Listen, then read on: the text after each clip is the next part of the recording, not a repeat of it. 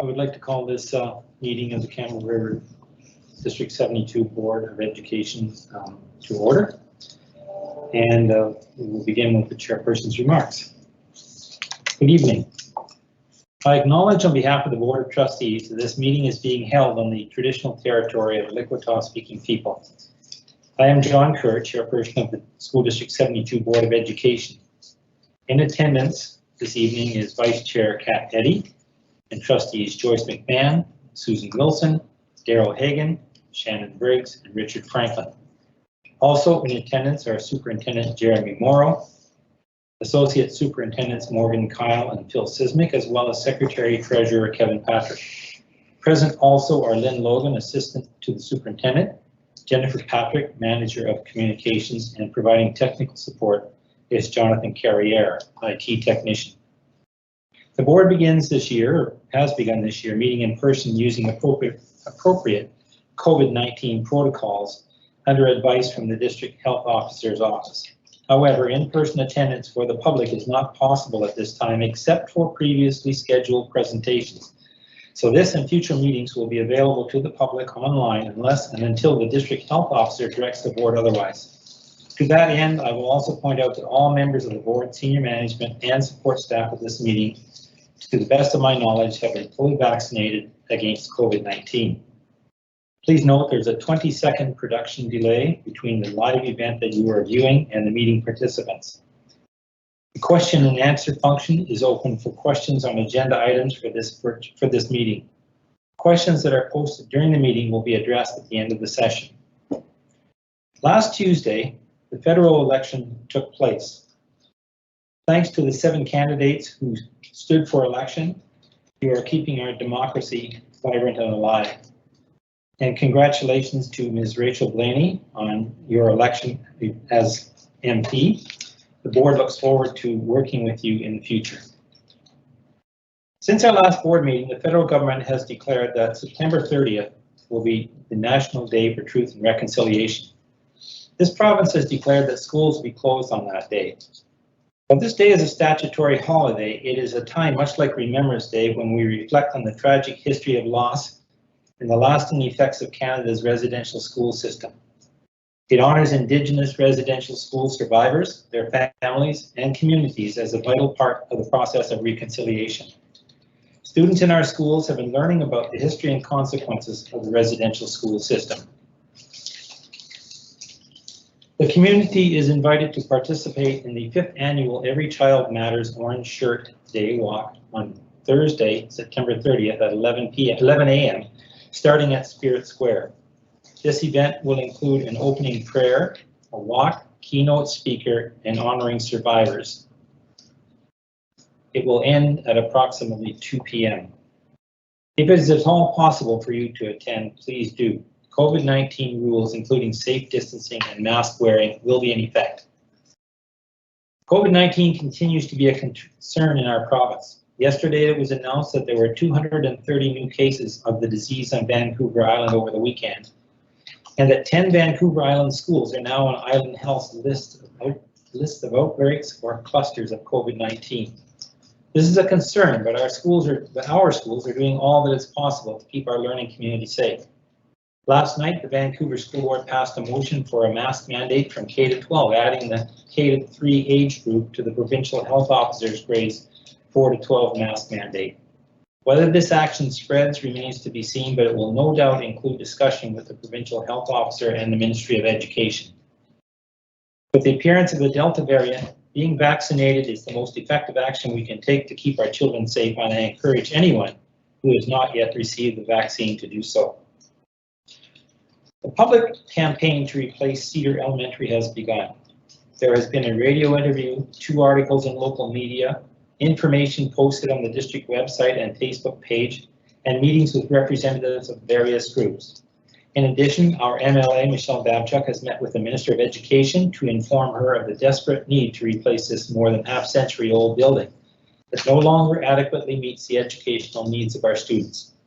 While this will be a long process, I believe that ultimately we will succeed in providing our students with a facility that will meet their needs for a place in which they can obtain a 21st century education. It is time. The committee will meet shortly to determine the next steps towards replacing Cedar Elementary. I encourage everyone to take the opportunity to view the video either on the district website or the district's Facebook page. I also encourage everyone to download a letter of support that is provided on the website, and either modify it or send it as it is presented to our MLA, Michelle Babchuk, and to the Minister of Education, Jennifer Whiteside. Actual letters are far more effective than emails, but if it is not possible to send a letter, please send an email in support. Your voices count, and if we are to be successful in this endeavor, we will need the support of the whole community. Finally, we have almost completed the first month of the school year, and I would like to recognize the efforts of our learning community to continue to work and achieve in these unusual circumstances. Well done, everyone. Okay. So we will move to the superintendent's remarks. All right, thank you very much, Board Chair Kerr, and there will be a number of things that overlapped in our comments. I want to start by just updating our trustees that we have just approximately 5,300 students this year, which is 50 more than our spring projections. So as those final numbers come in and are submitted to the ministry over the next week, we'll be able to provide you a final FTE at the next board meeting, but very close to 5,300 students at this time. Particularly in our overlap of comments tonight is mentioning this week and this coming day that's focused on truth and reconciliation, and I believe it's important enough to mention again. This particular week that's dedicated to truth and reconciliation, we see reflected in our schools and classrooms through a wide range and variety of activities. It's been happening all month. It's particularly focused this week with lessons and reflections that are related to truth and reconciliation. And in particular, on September the 30th, our district will recognize the National Day for Truth and Reconciliation. And we hope that the community will join us in listening, learning, and reflecting on the experiences of Indigenous peoples in Canada and the impact that dark chapters of our shared history have, such as the residential school system has had on our Indigenous communities. We will also be wearing orange to reflect our commitment to a shared journey towards reconciliation and declaration that every child matters. We also recognize that a day or a week or a month dedicated to truth and reconciliation is insufficient. And School District 72 is deeply committed to the daily work that's required in taking action towards reconciliation. And as Board Chair Kerr mentioned, we are starting this year still with the realities of COVID in our system. And I wanted to take this opportunity to remind our parents and staff that we need to remain committed to doing daily health checks and to encourage everyone that is not feeling well to remain at home. That's one of our key layers of protection in our system. And I want to finish with some comments about a day next week that's dedicated towards and called World Teachers Day. And I am so fortunate, we are all so fortunate that within our system we have such dedicated, caring, committed, and professional teaching staff that take care of the needs of our students each and every day in our system. Thank you. Thank you, Superintendent Morrow. Okay, we'll move to the approval of the minutes of the meeting of September 7th, 2021, and the suggested motion is that the minutes of the meeting of September 7th, 2021 are hereby approved as circulated. Moved by Trustee Franklin, seconded by Trustee Hagan. Is there any discussion? All those in favor, raise your hands. Motion is passed. Is there any business arising from the minutes? Trustee Hagan. Yes, last time we were talking budget and financing. Up until that point, we hadn't heard whether or not we were going to be getting the same amount of federal funding to maintain our COVID protection that we have in our schools. I was just wondering if we'd heard any more about that particular amount. No further comment. Okay. Okay. May I just add that I think that we should put pressure on the federal government to continue. It seems to be that we really need to protect our schools and our children in the classroom, and federal funding would be appropriate. We have sent a letter both to the provincial and federal governments. It was put together by trustees Franklin and Wilson, and that went out 2 weeks ago, perhaps. So we have contacted both levels of government. Good. Okay. So are there any additions or alterations to the agenda? Yes, I would like to point out 9A, the retired teachers are not going to be able to attend tonight to present. They hope to come later, so we could defer that item. All right, thank you very much. So we can remove item 9A. Are there any other additions or alterations to the agenda? Okay, hearing none, we will then move to approval of the agenda, and the suggested motion is that the agenda is hereby approved as amended. Trustee Hagan and Trustee McMahon. Is there any discussion? All those in favor, raise your hand. Okay, the motion is passed. Okay, we will move into the report of board decisions from the September 28, 2021 confidential meeting. Vice Chair Eddie. In our confidential meeting prior to this, we were discussing matters of legal and staff-related issues. We were unable to complete the agenda and will be returning after the public meeting. Thank you. Okay, our next item will then be the presentation of the audited financial statements for the year ending June 30th, 2021. Mr. Graham Roberts, MNT Auditor. The floor is yours, Mr. Roberts, or did you want to introduce? Yeah, I just like this is Graham. He's led the audit team, so it's Graham plus many others that came and audited us this summer. It's a great working relationship. It's not something for us to be worried or feared about. And when they come, the positive for us is that it's a conclusion to a lot of work that's been done over the summer. So it's actually always happy to see them. And Graham's here to present, really, I guess, the summary of the financials. Yeah, which I can see where it is on here. Okay, so I can bring it up, and do you want me to go? Sure, I can stick that on. Yeah, you can just do pages and then I can. Okay, I'm going to be fairly brief, because the Secretary Treasurer has prepared a very in-depth financial analysis already, so I will not go too far into it. So other than, so our report, so yeah, Secretary Treasurer is correct. Our staff was busy during the summer putting everything together for us to come and do the audit. So it's a clean audit. So that means the amounts as presented here are correct. Didn't find any adjustments or anything that needed to be recorded. So I'm going to jump into statement one. So that's a statement of financial position or balance sheet. I'm just going to hit some very high level stuff here. We'll start off with cash and cash equivalents. So I think it's page 10 of your agenda package. Statement one, page 10 agenda package, or page 4 of the financial statements. And you can see cash. So you can see there's a very strong cash balance for the school district. Almost $17.8 million. Of that amount, 380,000 is in the school, so that's in the school generated fund. So the district's amount in your account is 16.9 million.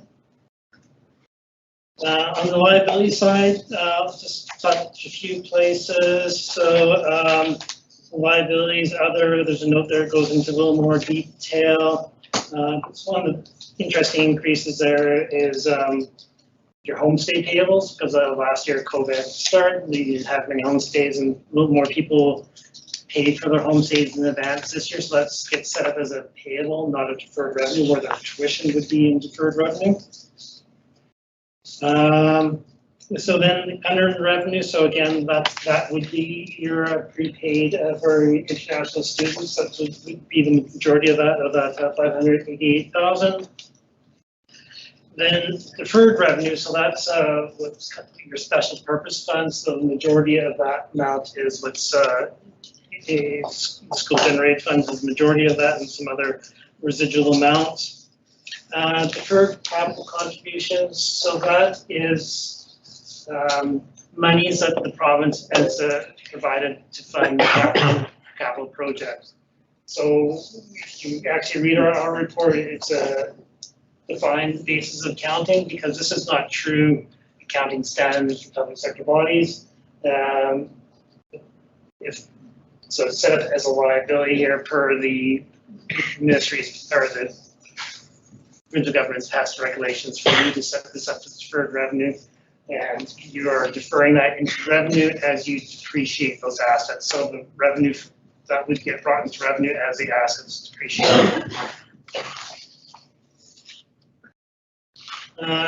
So employee benefits, those are post-employment benefits, so that's all valued by an actuary. So you come up with this net debt of 58 million. Again, that's because you have that deferred capital revenue, so it's not a true liability for the school district. So you really need to back that out, and then you wouldn't be in that net debt position. At the bottom, you have your financial assets, so your tangible capital assets, that's your buildings primarily, and you get a little bit of prepaid expenses, so some licensing changes, that's why the increase there. So you have an annual surplus of 26,400,000. So any questions in the statement of financial position? So these are again balances as at June 30th. Okay, let's jump to statement 2. So this is it, your annual revenue and expenses. So the right at the top, so it's broken down in Ministry of Education. Of course, that's where the majority of your funding comes from. You see there's a substantial increase, and most of that increase is due to the safe return to schools. It's almost $2.5 million of the combined federal and provincial amounts. Even though it's called federal amounts, it still gets shown up as provincial grants, Ministry of Education, because that's how it's funded, but it's been called federal funding. But for our state disclosure, it's grouped with provincial Ministry of Education grants. And the other thing you can see there, tuition, again, it's the COVID impact due to international students being down, and some other revenues there. So the revenues in total are up almost $2 million, but again, the majority of that is from safe return to school grants. So school district really can't control much of the revenue. It's kind of, well, because it's all grant money, but on the expenditure side, you have a little more control. So you can see the budget amount there is $76,725,000, and you're actually less than budget. So from an accounting perspective, that's good news, because you always want to be on that side of the equation than on the other side. So yeah, the expenditures are less than budgeted, and the majority of the increase is in wages, and that's due to additional staffing for COVID stuff, and also general wages. I'll go now a little bit more detail. So I went to note 9, so that's page 27 of your agenda package, or page 21 of the financial statements.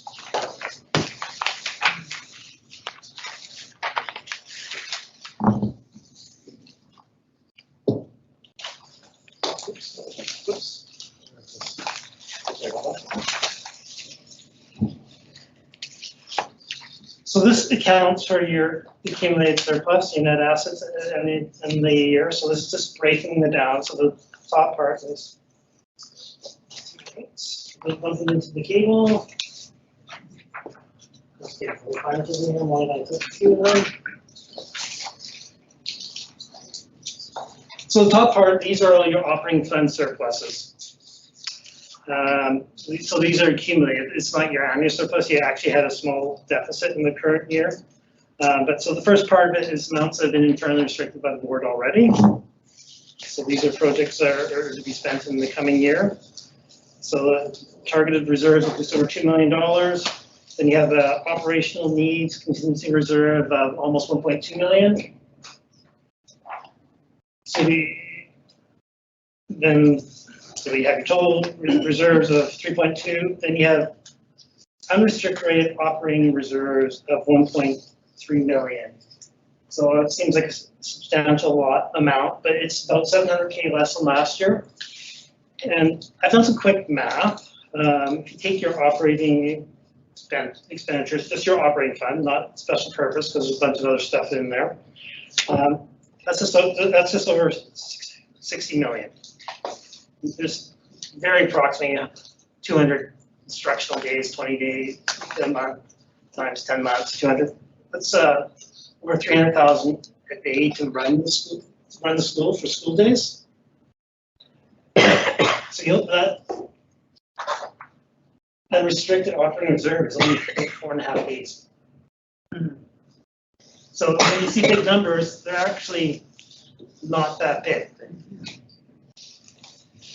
So that's that. And on the bottom part of that are some capital funds. So investment in capital assets. So that's the equity that you have in those, and the capital, local capital. That's actual funds that's available for the board for capital funding projects. So just over 600,000. And then I was going to go to the notes.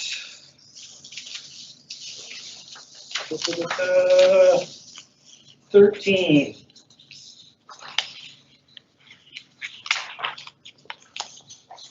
So I've been talking about the consolidated pretty much mainly here. So this is just fund transfers between the different funds. So you have your operating fund, special purpose fund, and your capital fund. So there's 3 transfers that are done here. So the first one just over 500,000. So that's transferring money from your operating fund to your capital fund to fund capital expenditures. And the next one for 276,000, those are actual capital expenditures that were bought for with operating fund, but get transferred to the capital fund because accountants like to make things difficult. And so we keep all our capital together. So it's funded out of the operating fund, but we move it to the capital fund. And then the last little amount is $22,000 just to fund the outstanding capital leases, which come due, I think, this year. I think they have both come due. And the last note that I was going to quickly talk about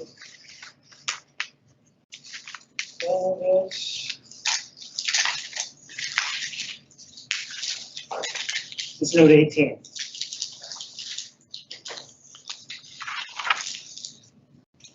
Again, like I said, like you have more control of your expenditures than your revenue to a large part.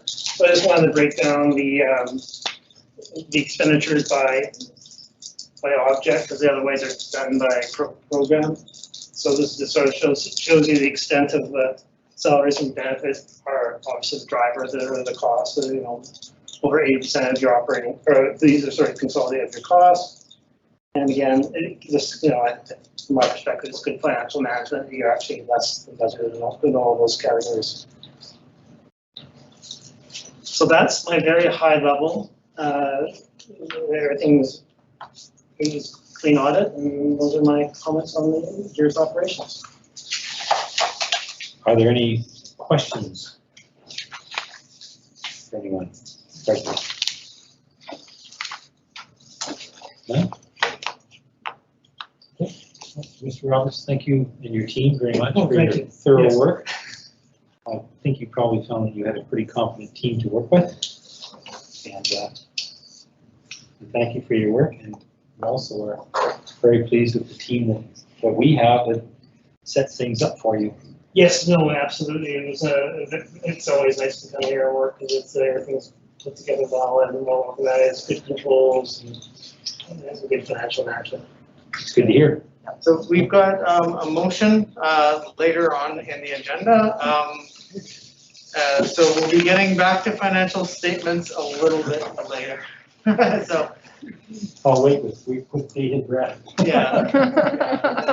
Yeah. Again, I also want to thank Graham and a big piece of all the work that was done this summer was done by our new Assistant Secretary Treasurer, Renee McNeil.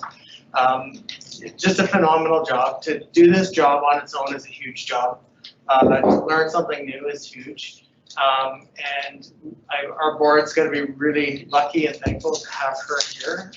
She's learned really quickly and she's made a huge impact super quick. I know that the auditors definitely see the difference of having somebody who's well prepared and knows their stuff. So I don't know if she's watching or not, but I am very thankful that she chose our district and I'm happy to have her aboard and really proud of the work that she's done this summer. Importance of good hires. Yes, yes. Okay, thank you. Secretary Thanks. Treasurer Patrick. So you have everything? Okay, good. Okay, thanks. Thank you. Thank you again. Thank you, Mr. Roberts. Thank you. No. Okay. We'll move on to the next item, and that will be the healthy schools, and that will be Ms. Ewing and Mr. Williams. We're seeing a lot of you tonight, Ms. Ewing.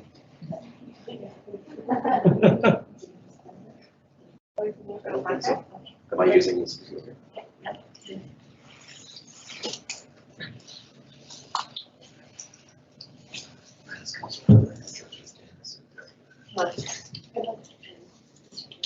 Okay, good evening. I'm Brenna Ewing, the Director of Learning Support Services here for the district.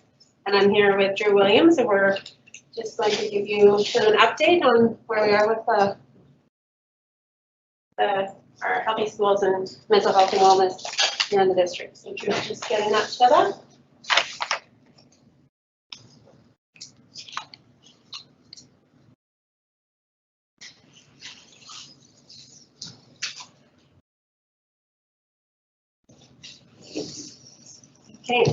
Okay, so thank you for having us here today. As I said, we're here to talk about health and wellness in Campbell River schools. More than that somewhere. I'll maybe just start by saying, as I'm new to the role, I'm here to present, but I would like to acknowledge that much of the work done was done by Tracy Kennedy and Drew last year, and I'm here to report on it, but I just want to acknowledge the huge amount of work they've done to get us to this point, and the ongoing work that you'll hear about this year. But yeah, a lot of it is thanks to Tracy and Drew and the work they have done.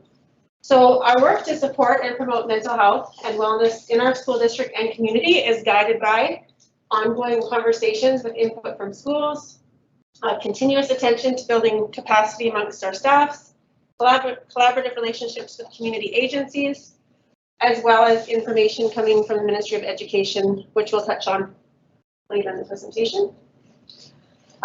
So as you're well informed of our district's strategic plan, so a culture of learning and wellness is just one of those pieces. Our work is not only to look at the culture of learning and wellness, but how that's embedded into the other areas of our strategic plan. We presented earlier on our literacy framework to some members, and that's a piece there when you think of how those are woven together. When we talked about that active self-regulation piece of reading, that's part of that self-regulation piece is connected to that work we're doing for mental health. So part of the work is to weave those three pieces of the strategic plan together. Okay. The Ministry of Education this year has given every school a grant, and there's 3 target areas which that grant needs to be committed to. And those areas are the compassionate systems leadership, capacity building, and mental health in the classroom. So part of the work that Drew and I are doing this year is looking at how we'll target those funds and what support structures we'll put in place with the money that has been given from the ministry.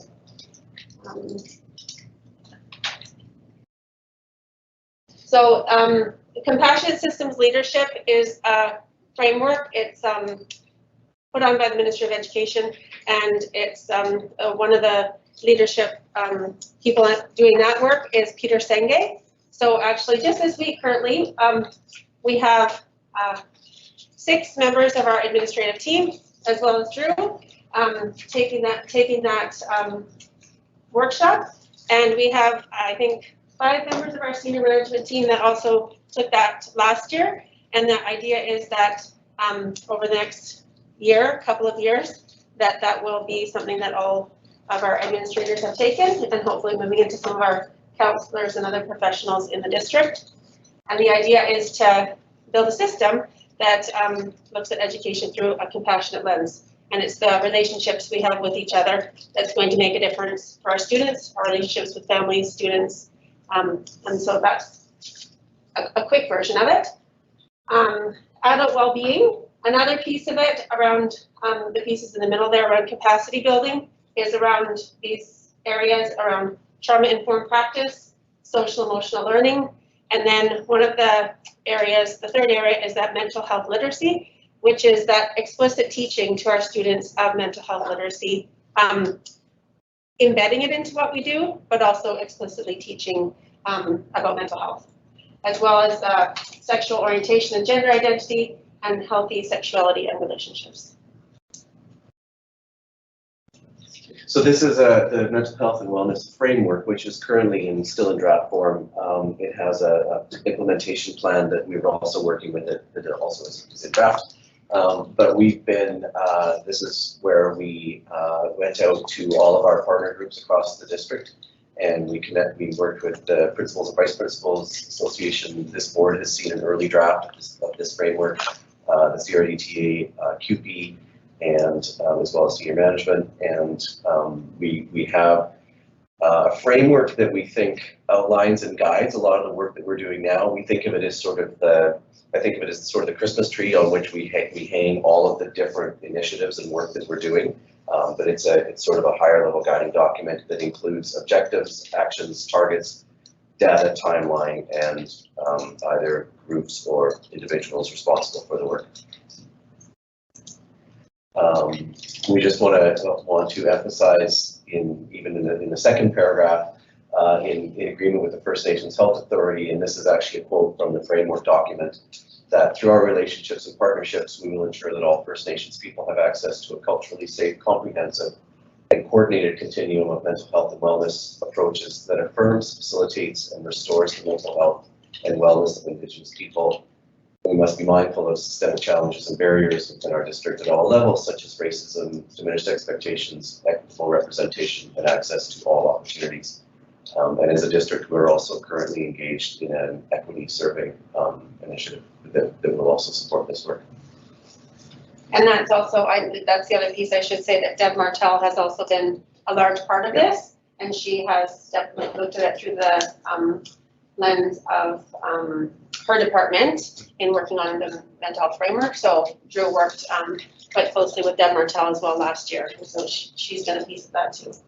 We also shared this document with the Indigenous Education Steering Committee, and we were just about to go out to community and for input and collaboration, and this thing called COVID happened. Mm-hmm. And so it stalled us in our tracks, but now we're starting to get traction again in some of those areas. So these are the goals, the high level goals that we have in the framework that we hope to actually that will guide our work around the more school level and district level priorities. And shall I read through them, or is it I don't know, you can see them well enough. So the first goal is around mental health literacy, and that's the understanding of mental health and all aspects of it. The mental health promotion is what are we doing as a district and as a community to promote and support mental health across our district and in our community. And again, as Brenda mentioned, we do that with a lot of, both in district, but we have really strong relationships with our community partners, which connects to the community collaboration organizations such as Boundary and Child and Youth Mental Health, Ministry of Family and Child Development, Family Services. And also the supporting caring communities is around our work to create inclusive communities in schools where all staff and students and community feel welcome and part of our district and community. So a piece of the mental health framework does, we look at consistency across our frameworks. This is one of the pieces that you we'll see in our literacy framework as well as this framework. And again, it looks at universal supports that we want for all children in our classes to meet some of those mental health goals. So in our elementary schools, that looks like using programs like zones of regulation or EASE or EASE is Everyday Anxiety Strategies for Educators, formerly called Friends through the ministry, but it's just a really solid program for K to 7, but it actually, there's middle school and equivalents that sort of build on that work. But yeah, sort of what we would call a tier 1 initiative that supports all students at a classroom level. So that's some of the work that we're looking at is what do we need in all classrooms in our district at all levels. And then again, if all those supports, a student needs further supports outside of that, we look at that tier 2. What does that look like at our school? And then there are students that might need those tier 3 interventions, which often is where what you talked about is where we would include outside agencies in supporting a student. So that's what it looks like through the response to intervention. And response to intervention is a widely recognized model, and that helps us to be strategic and intentional with both the work we do and how we allocate resources. So using that model. So yeah, I think I spoke to this one. Yeah, I think I spoke to this one a little bit. But again, the universal supports at the bottom are for all students. The targeted supports and services are for some of those students requiring additional supports, like counseling, learning support services, small group learning, and then those specialized services and reports for a smaller number of students, like Foundry, MCFD, like WTAP, Family Life Services. So.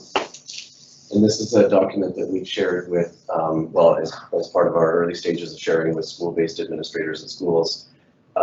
This is a possible template that schools could use to identify how they're being strategic and intentional in these areas.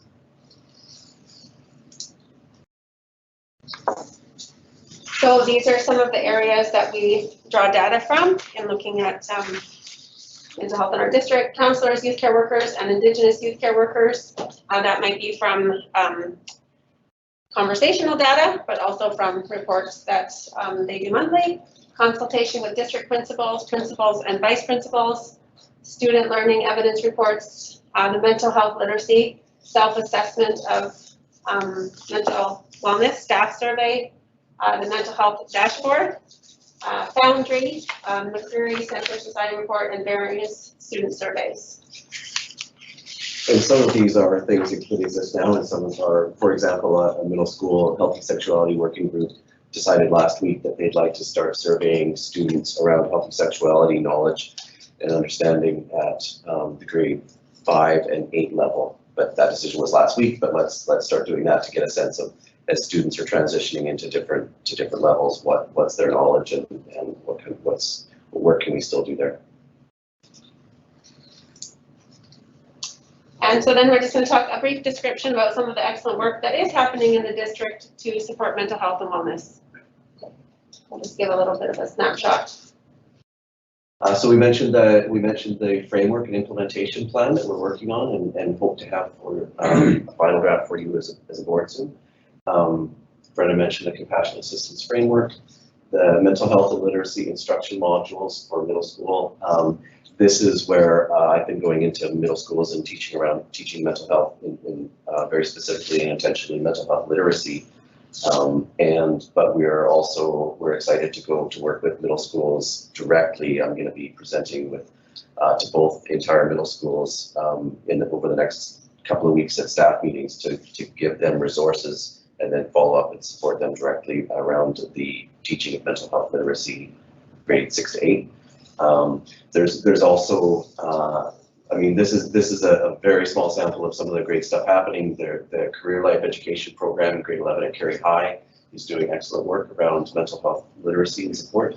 Body Zen is a program that Suzanne Berg has created at Timberline. There's a lot of research shows that mindfulness is key and significant to mental health.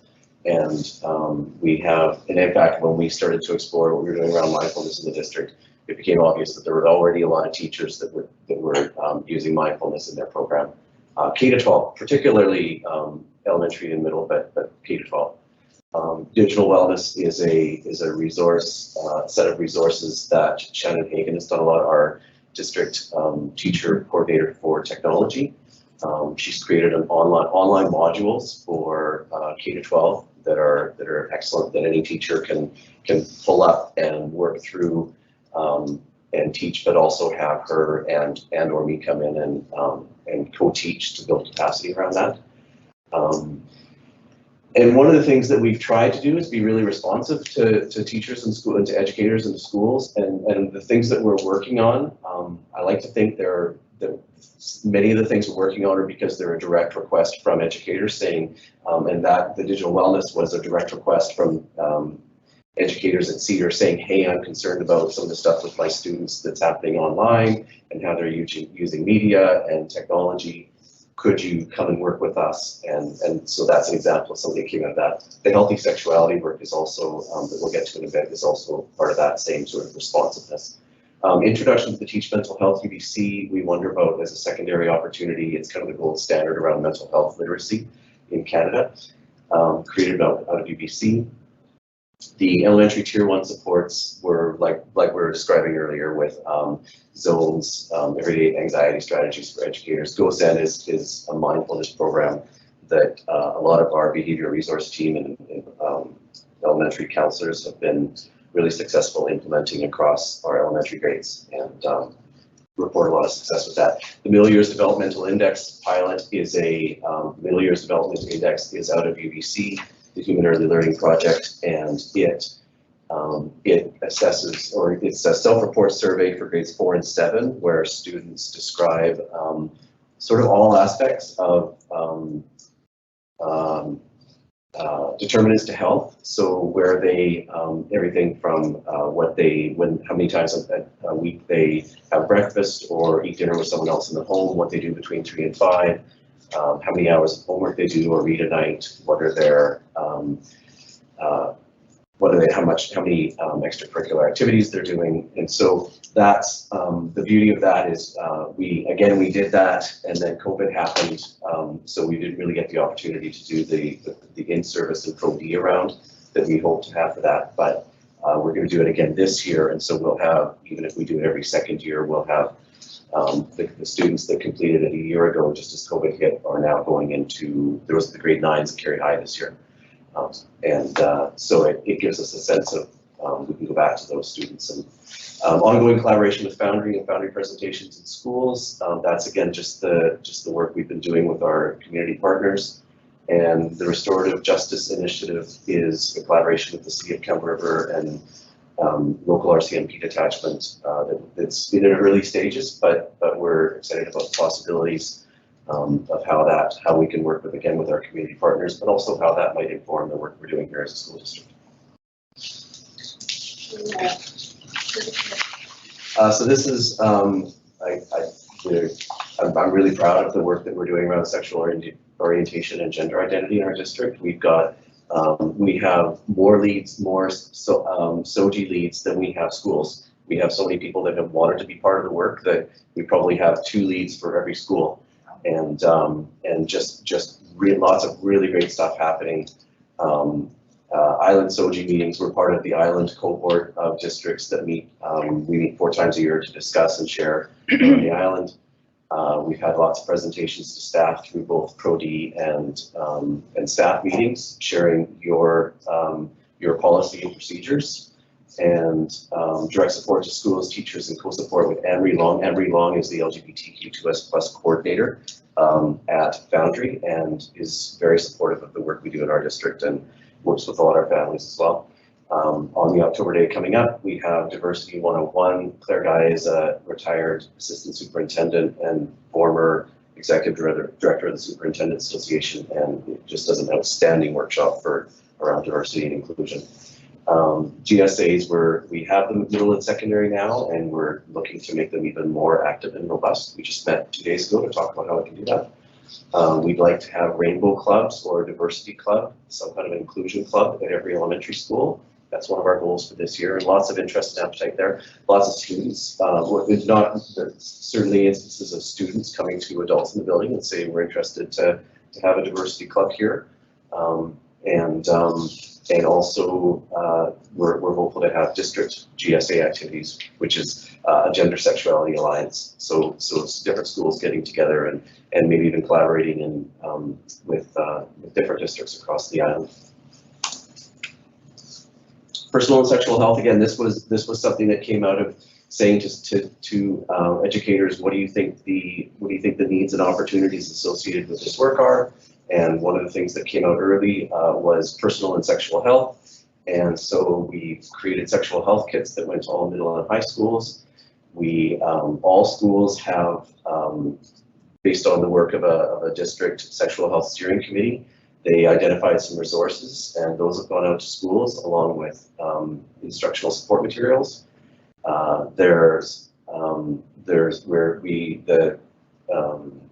this senior management provided funding for Anne-Marie Long, who I mentioned earlier, to go into schools K-12 and offer inclusive sexual health education with the understanding that that support was about teaching alongside educators and building capacity for educators to in turn be more skilled and comfortable to teach this content themselves.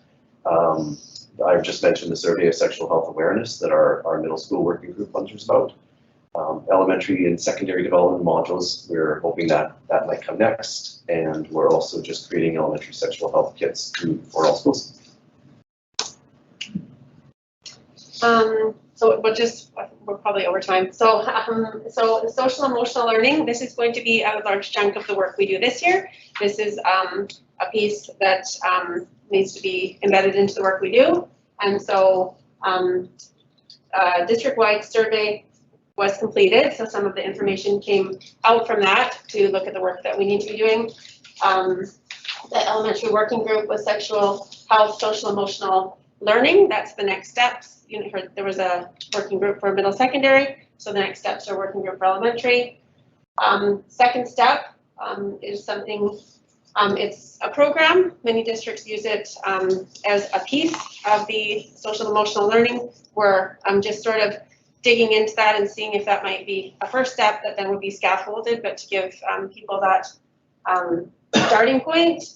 The Peace Learning Center, this is formerly Tribes, which I know the board in the past did support the implementation of the Tribes a number of years ago. It has moved to the new name is Peace Learning Center. It's also been updated, so we're going to look at hopefully sort of re-bringing that to the forefront. That's one of the things that schools have asked about. We're going to connect this work to the literacy framework because mental health and literacy are not separate to each other, which we talked about earlier, right? We have to be able to be healthy minds and bodies in order to be in a place to be able to learn. So we will be weaving those together, as well as the work of Castle that has huge amount of research and resources, etc., around social emotional learning. So this is a big piece of our goals and what our work will be this year, along with the other pieces that we've talked about. Thank you. And if we have time for questions, or if you have any questions. Trustee Higgins? Now, have you established as a team a baseline as to where we are and what success would look like when we start to get there? I know we can feel it, we can sense it in the classrooms.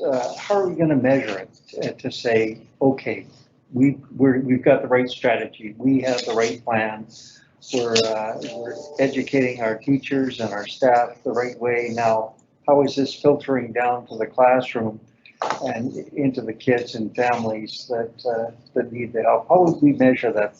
It's a great question, and one we ask ourselves a lot. And I don't think there's an answer, a thing that will help us with that. But things like the Middle Years Developmental Index, where all grade 4s and 7s are self-reporting by survey. If we have our healthy sexuality surveys at grade 5 and 8, there's another piece of the pie or the puzzle.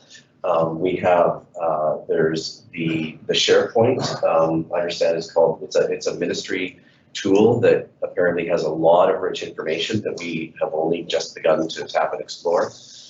We share a lot with Foundry and other organizations. Foundry has really rich data and it readily shares with us.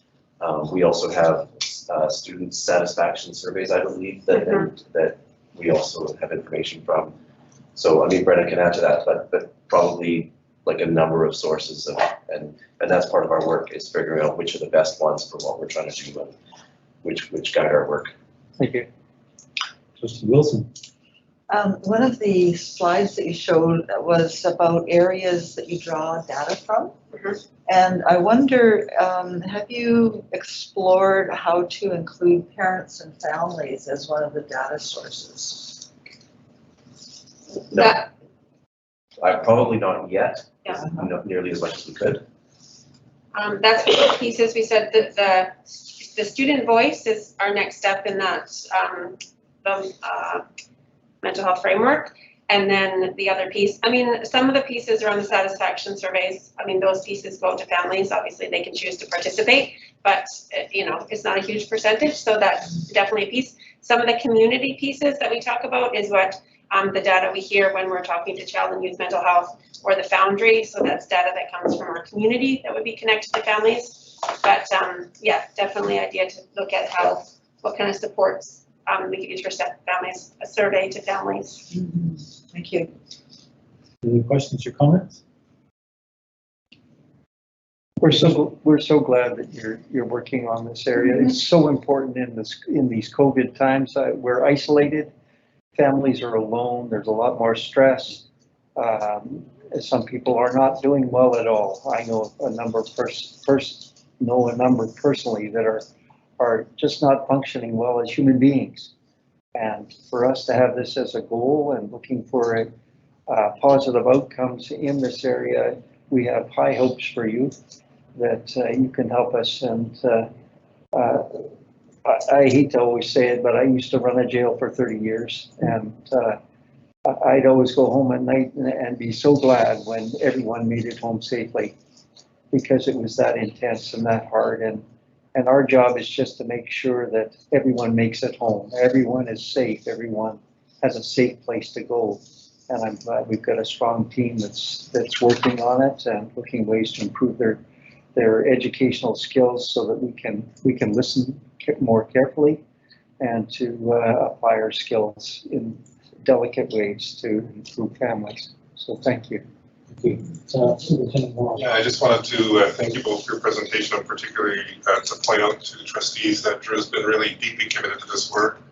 I have had lots of conversations where there's a relentless pursuit of each individual around their own wellness, and that leads to that collective and system wellness. So I really appreciate that, and I think it's not lost on me either that if you're in the compassionate systems piece, there's a time difference. It's an online course. So Drew started his day at 6 in the morning, and will actually start his day again tomorrow at 6 in the morning and presenting about health and balance to trustees at 8:30 on the weeknight. But I do just want to acknowledge your deep commitment to the health and well-being of everybody in the system, in particular our students that we serve. So thank you. And maybe just one last little piece. I just touched on that briefly, the pathway to hope. But I believe we've got the pathway to hope is when the ministry is putting together a service team. It's happening in Comox, in Kamloops, an integrated model. We're hoping that our district will be chosen as one of those districts. We have written a letter in support. I believe that you have too. We're very hopeful that 5 districts will be chosen each year over the next 3 years. And we know that it would be such a huge support for our community. So we are crossing our fingers that we will be chosen. Haven't heard anything, but hopefully. So thank you for your support in that too. I see that this is such a large topic, and it's been ongoing concern for this board over the years, just the whole issue of mental health. And we've in the past had some pretty tragic events happen in the district that are related to mental health. And then I look at how do we support it, and I see that this has been ongoing. It will be ongoing. We're seeing a one-time grant, and it almost makes you want to pull my hair out that that, well, we're just going to give you a little bit.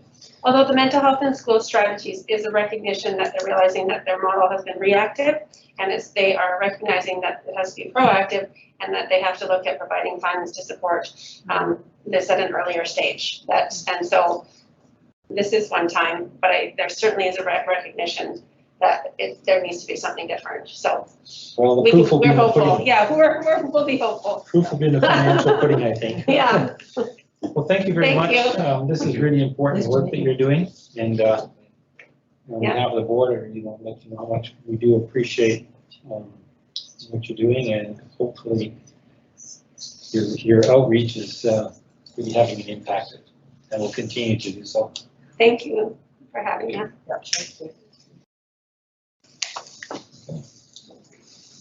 All right, come to one of the highlights of the evening. We will move into our financial statement discussion and analysis as of June 30th. Yeah, so the financial statement discussion and analysis is a very thorough document that I've worked on to really get in deep, looking at some of the differences and variances in the financial statements. It's the conversation I'd love to have with you if we had 40 minutes.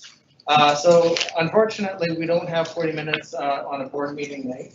And so the document that's in your agenda, it was supposed to be financial statement discussion analysis, but it wasn't. It was the financial statements. So I was late in getting the financial statement discussion analysis to you. I sent it this afternoon. It will also be posted publicly and sent to the ministry. Again, it's a really useful tool. It goes, actually, I'll kind of just briefly go through it, but because you weren't able to see it, you've missed, and I potentially would have missed the opportunity to go over and touch on a few other financial highlights. Graham presents the consolidated financial statements, which is the operating, which is what the board has the most discretion and control over.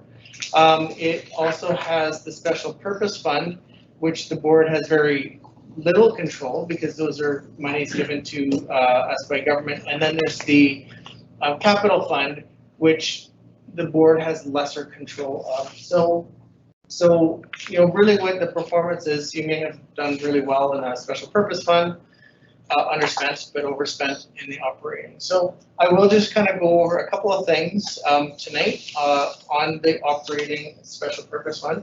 And then I'll just kind of scroll through these financial statement discussion analysis to just, if you're interested, to go in and take a look at it. I know when I send it to the ministry, they do read it.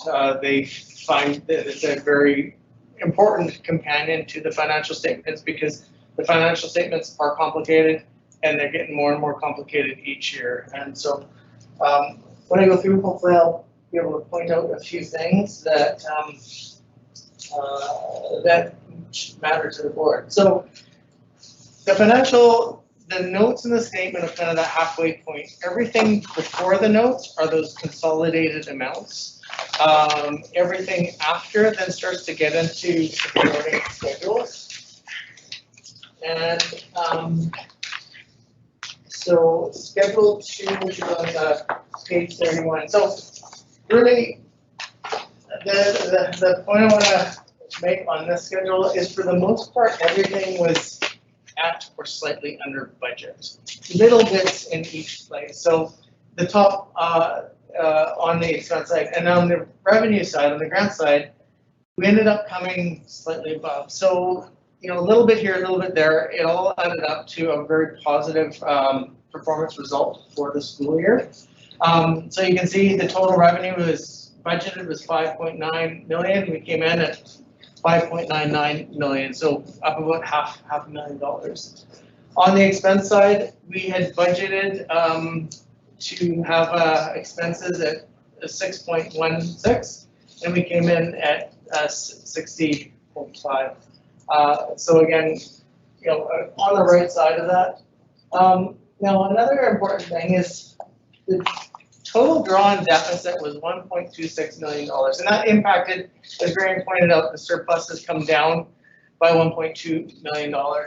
But when we went into the budget, we'd actually budgeted a $3.2 million, like up to a $3.2 million deficit. And I don't know if you remember the conversation, we were looking at contingencies, we were looking at COVID costs, we were looking at a bunch of worries. And luckily we didn't need to use that contingency. And I will point out, we actually did overspend in one area that I'll point out on another schedule.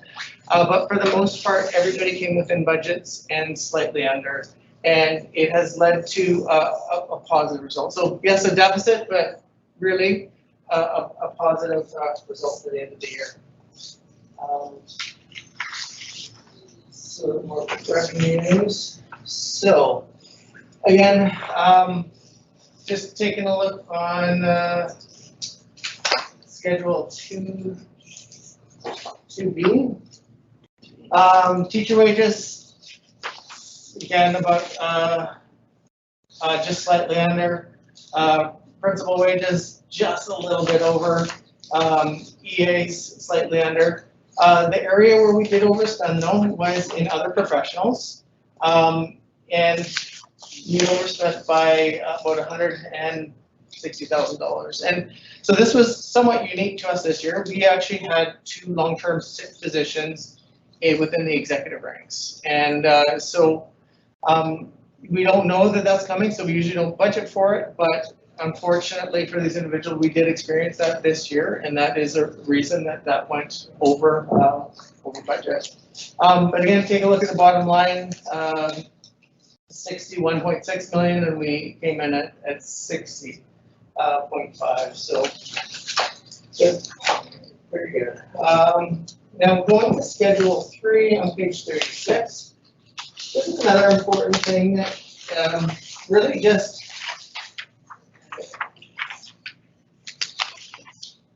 that I want to point out to the board, because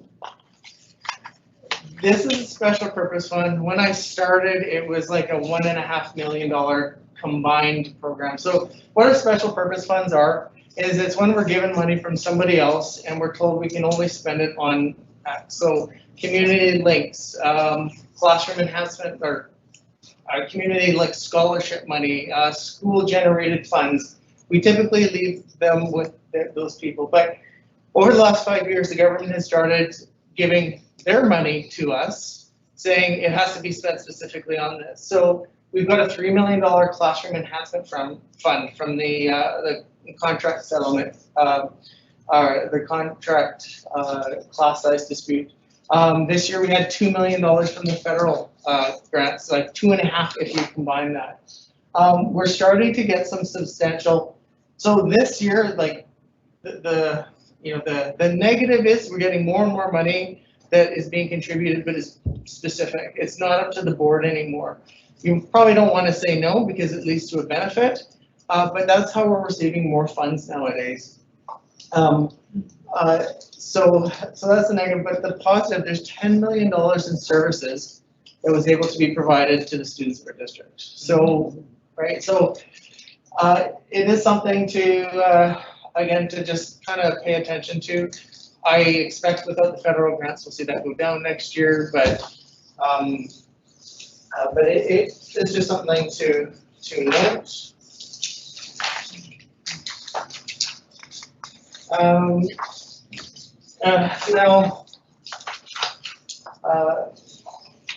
So when we get into Schedule 4, we start getting into like amortization, and we amortize assets, which is usually offset by revenues. So there's not a lot that the board can do with like a Schedule 4 capital asset. But some of the telling piece of it is actually on our total assets. So with our capital assets, we I'll just mention the number. $2.9 million, $2.89 million was the net assets added, which is a positive. So one of the other things is, as accountants, we're going to talk about surplus, we're going to talk about equity, and so when you have a deficit, operating deficit, it can draw you down. But another way that you know your financial health of your district is getting better is when you see your equity go up. And equity goes up from adding assets. And in our district, we add assets when we get grants. And we've actually been shrinking. Our net asset value has been shrinking as our assets get older. So that's not a positive. And later today, we're putting in a request for more. And so all the mechanical upgrades we get, that actually increases our asset value. The school would increase our asset value, but we've been seeing a little bit of that decline.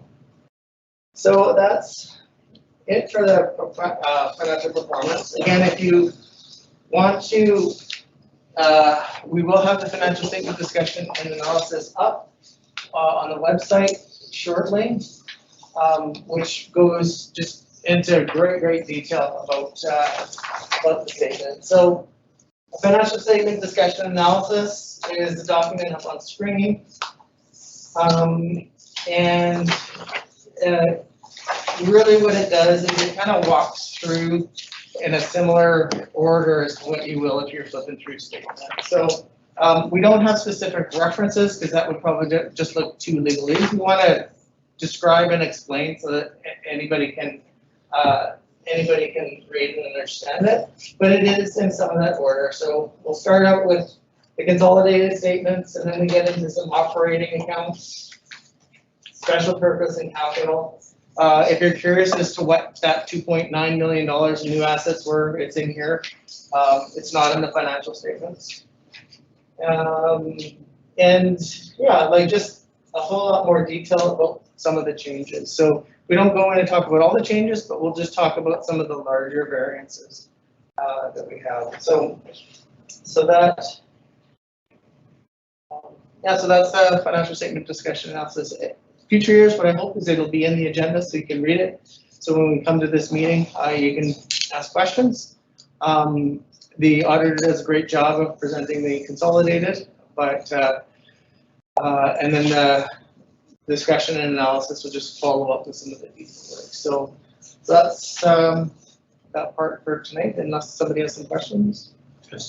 I just have a magic ball question, Kevin. You were talking about special purpose funds and the trend towards our government funders allocating funds that are specific for special purpose. It kind of feels a little bit like they're trying to outstrip trustees' decision power. In effect, that is what's happening, and that's why it's a double edge.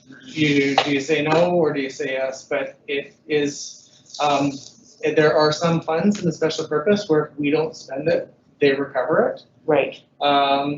They don't audit the records, but they will follow up with questions. And of course, like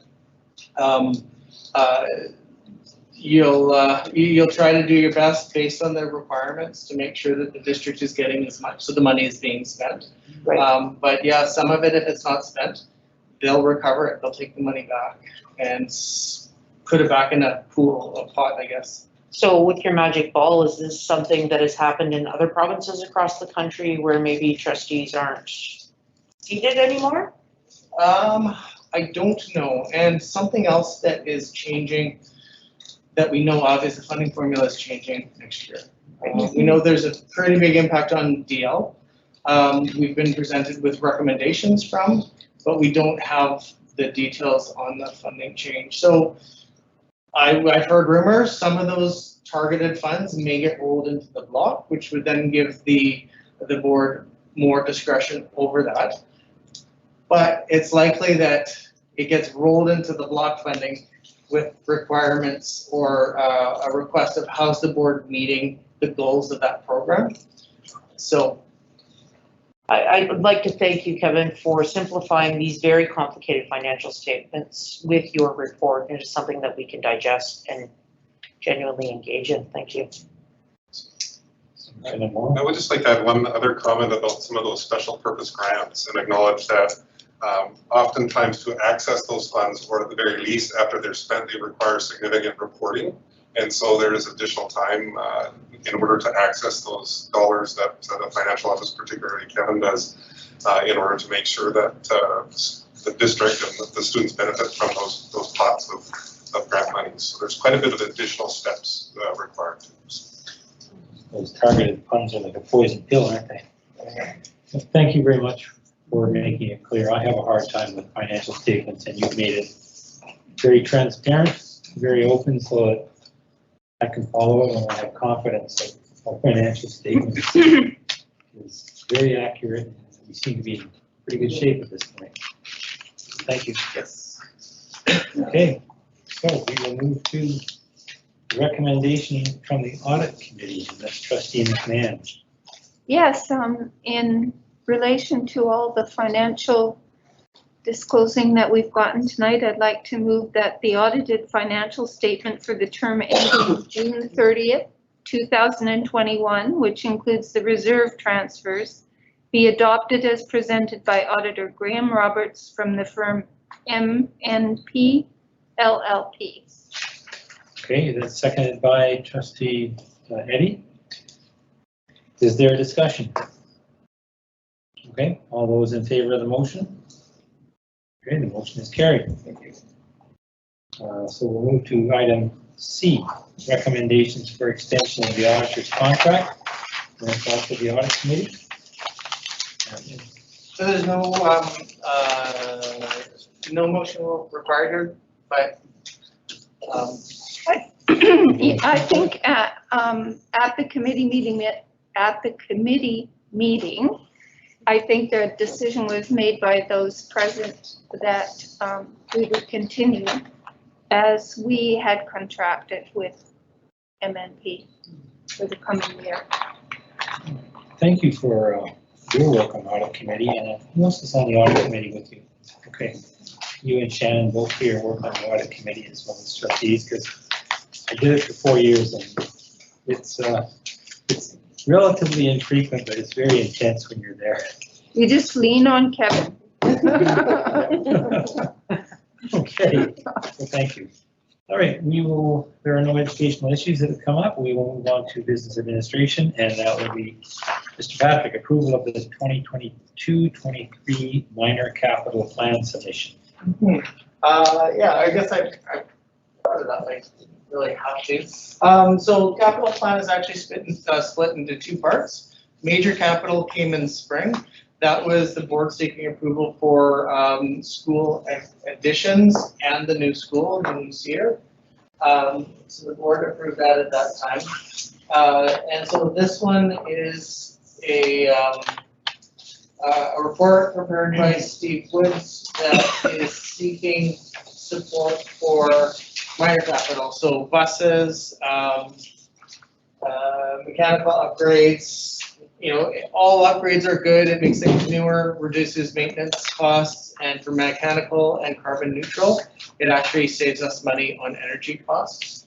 So yeah, there's a list. I'm not going to read through all of them, but we are asked to put this into a system, order it in priorities. So this is a priority that's run through our maintenance trade group and our manager of operations, and this is the recommendations put forward to the board. We're looking for a resolution from the board tonight supporting it, and then we'll submit by the deadline on Wednesday.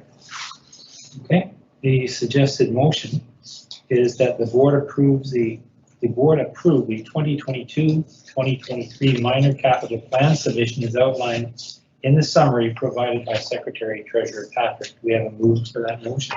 Trustee Franklin, Trustee Wiggins. Is there any discussion on this? All those in favor? The motion is carried. We will now move on to committee reports.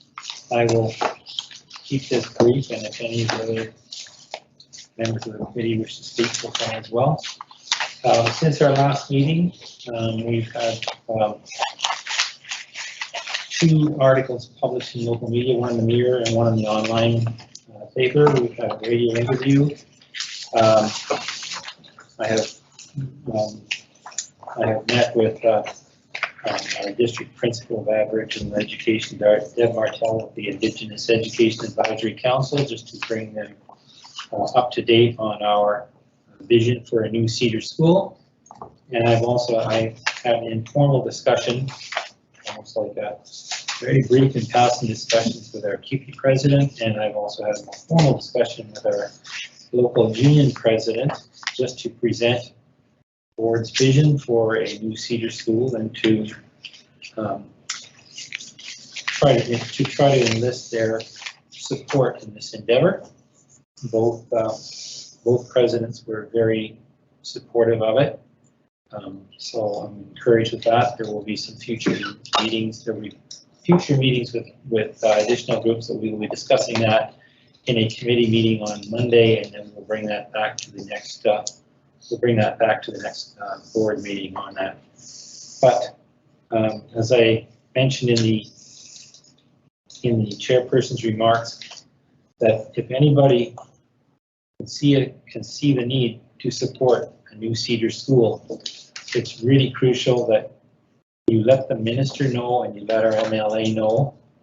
And what you can do is if you just wish to indicate your support, you can download a hard copy and print it out and mail it through through snail mail to our MLA and our Minister of Education. You can also email it to them, and that information is on the district website. And while you're there, if you have the opportunity to look at the video, it explains very well our, get this wrong. Anyway, Ms. Patrick, our manager of community engagement, I hope I got that right, has put together an absolutely terrific video. So it's only about 6 minutes, but it is well worth the watch. It explains probably better than anything I've ever seen about why that facility needs to be replaced. So I really encourage you to support us in this endeavor. It's going to take a long time to make happen, but it will be worthwhile if and when it's done. Okay. Anybody else? No? Okay, we will move to questions from anyone present on the agenda items, or questions on the agenda items. We have not received any questions as of yet. Okay. We'll give about maybe 2 minutes. All right, Trustee Hagan? Yes, I just heard earlier was mentioned that our numbers we're up about 50 students, did you say? Is that across the district, or is it specific to kindergarten or to middle schools, or? We've actually had big swings between schools. We've had an elementary school that's down 11, surprisingly, from projections. And then we've had one that's up 31 that had previously been declining prior to that. So it seems like people are kind of settling back into school. So one of the performance items, really the single biggest performance item last year that impacted us, that created such a big need for the deficit, was we lost 100 students from what we expected due to COVID. And we tried everything we could to provide all sorts of learning opportunities, remote learning opportunities for families, but still 100 chose not to come. And at the time, we couldn't fully put a finger, identify why. Perhaps parents were keeping their kids out, but I don't think it was any one thing. So the being up 50, more so in the elementary. So we can at least identify that. I think the elementary is up probably like 70-ish, and it's more in town. The rural schools are seeing a pretty significant decline, unfortunately.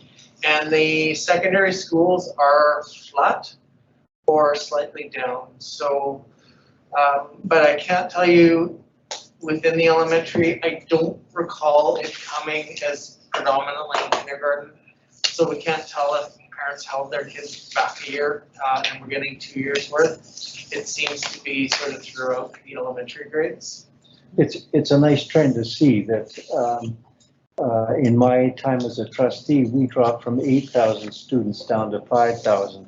And now we're back up to 5,500, I believe it is now, isn't it? Yeah, so kind of depending, when you take strictly the September numbers, we also do a count in February and May that kind of adds up. So with what we had right now, it's kind of in that 53, but once you add in all the others, we're just under the 55. Excellent. Thank you. Okay, are there any questions? No questions have come in.